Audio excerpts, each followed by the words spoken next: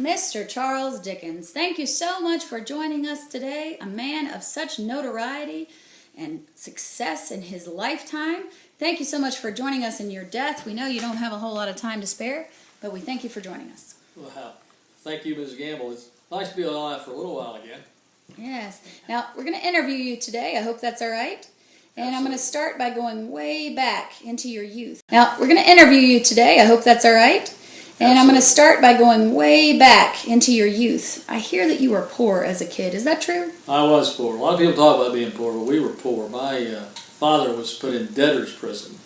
They don't have that anymore, but back then, if you owed somebody money, you were put in debtor's prison. And actually, it wasn't just the debtor that went in prison, the whole family went in prison. So when that happened, everybody had to quit what they were doing and work. I had to quit school and work to try and pay off the debt.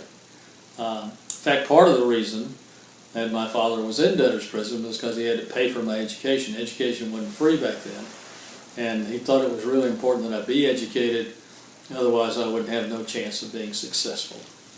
Well, you certainly were famous. Now, some people like to refer to you as the first rock star. What do you have to say about that? Well, it's probably fair to say I was the first rock star. You have to remember, I was born in England in 1812, and up to that time, I was 38 years old before anybody even invented the photograph, and nobody could afford them then anyway, even when I was at 38.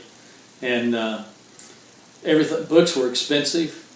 There was no way, in fact, to record sound in my lifetime. There was nobody ever invented anything to record sound.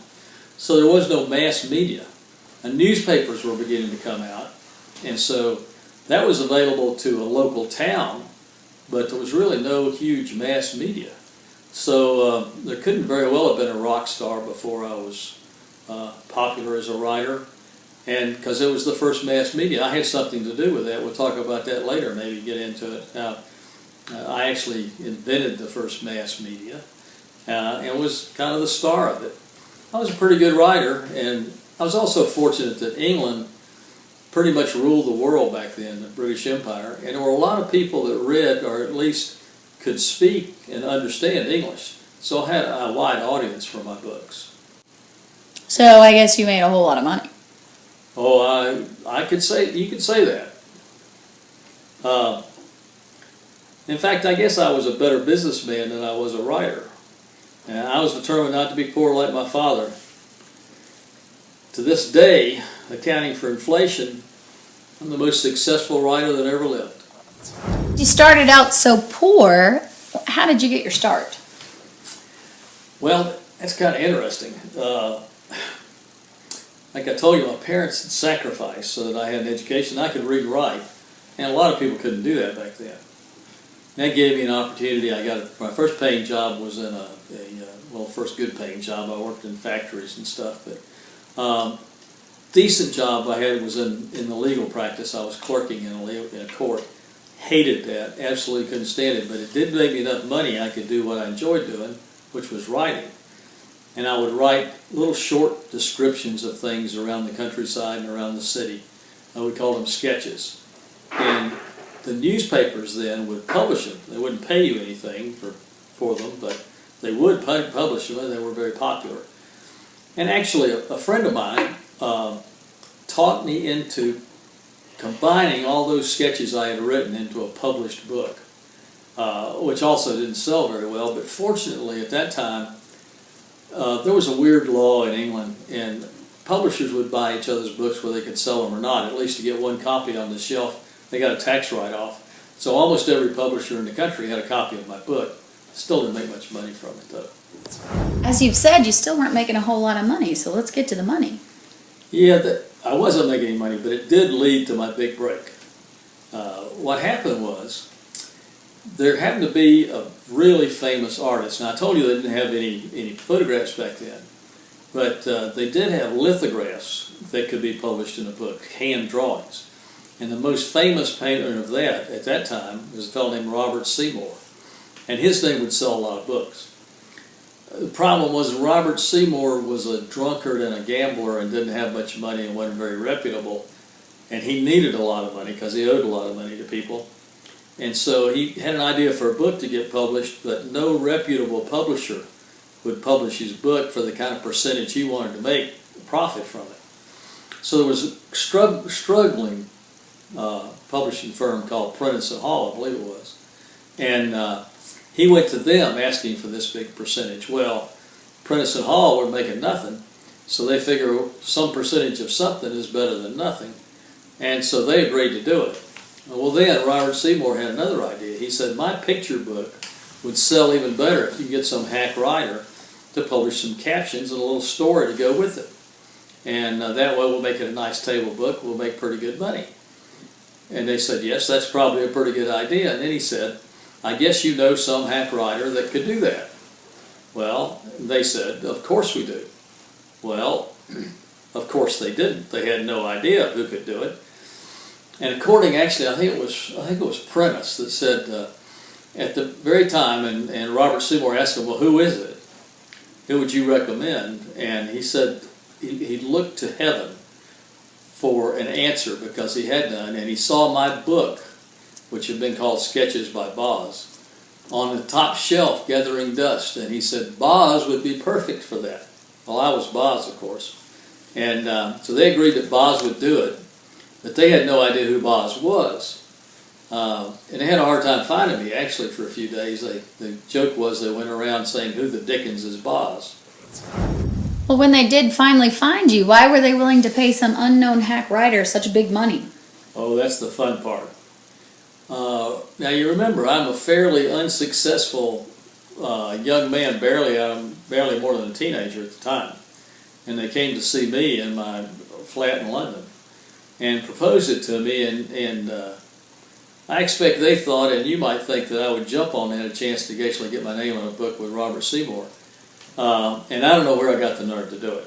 But when they asked me that, I asked them, I said, well, can you give me a few minutes to think about it in my study? And they said, okay.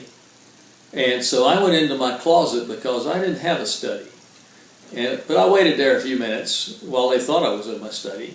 And when I came out, I said that I would agree to do it on certain conditions. Well, at least they stayed to listen to my condition. I said the first condition is, normally you would sell this book for £3. They didn't have dollars. Remember, this is England. But I think we should sell the book for £10. Well, all of them, they said, what in the world are you thinking? Even with Robert Seymour's name on the book, we're never going to sell a book for £10. Nobody's going to pay that much for a book. And so I told them, well, I can assure you that they will pay that much for the book. I have a plan for how to do it. And they said, well, how in the world is that? Well, here's the plan I had. What we'll do is publish only 3 chapters at a time. And every month we'll come out with 3 chapters. People will pay £1 for those 3 chapters.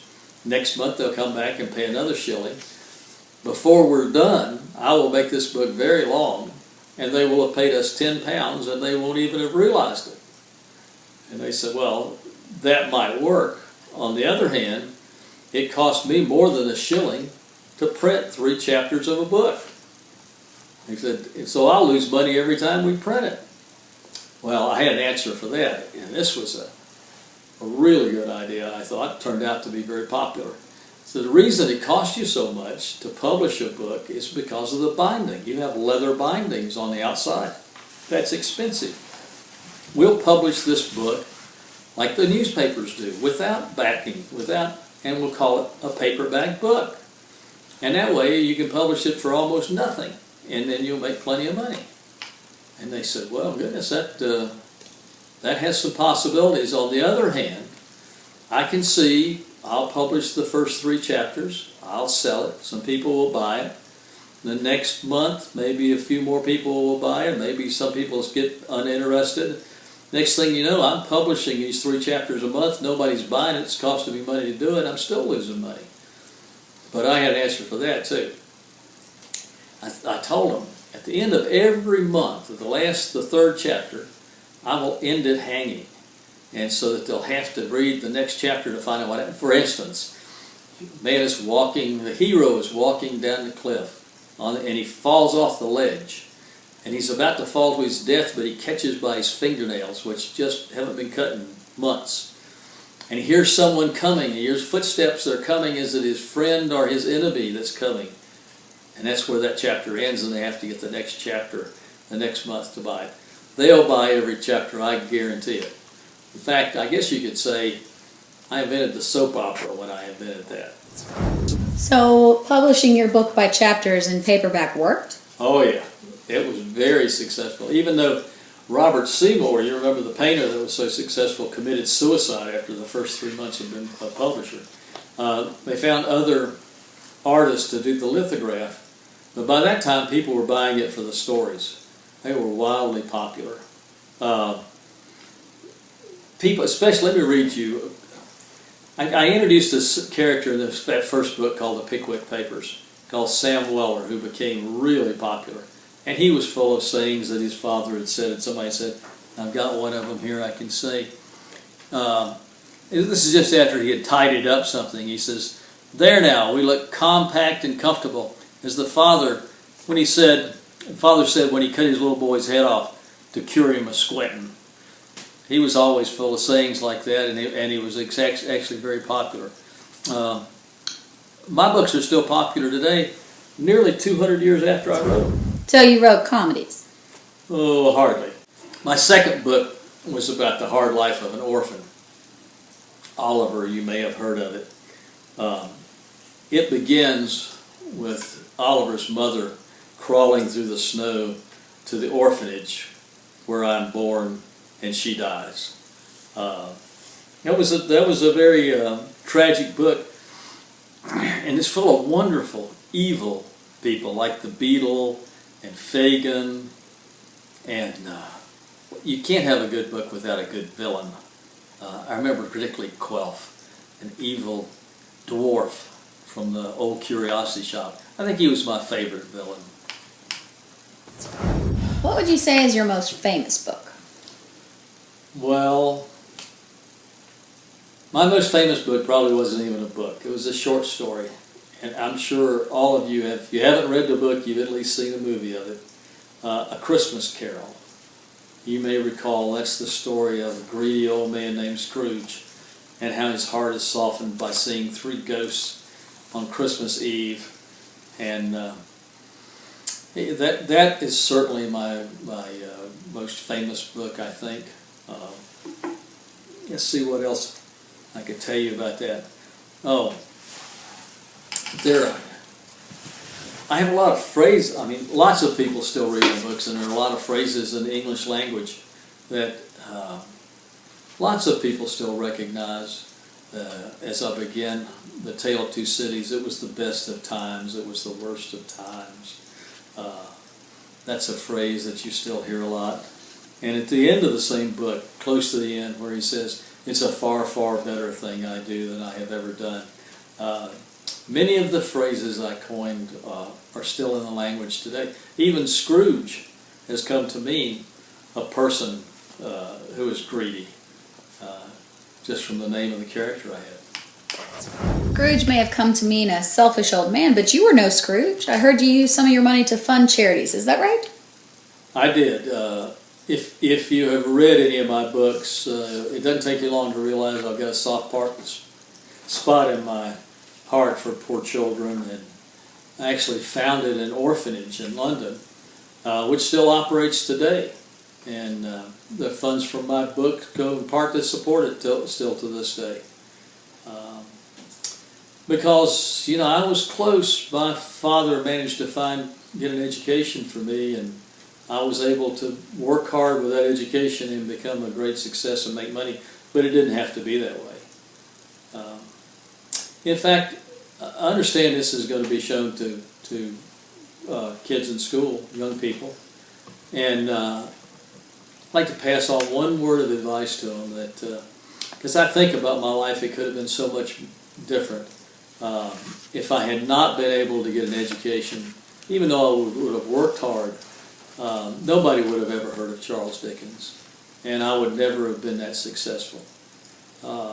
You have a great opportunity here. Here, education is free. It's yours for the taking, and I'd ask you, don't squander it.